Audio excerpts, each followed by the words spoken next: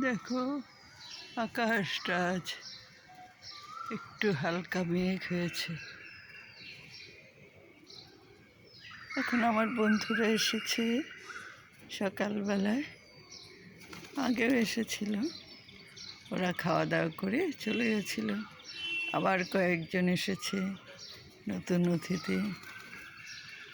হে ক্ষণিকের অতিথি এলে প্রভাতে কারে চাহিয়া। এখন তো শেফালি ফুল নেই, রাধাচূড়াও ঝরে যাচ্ছে। ঝরা শেফালি পথ বাহিয়া।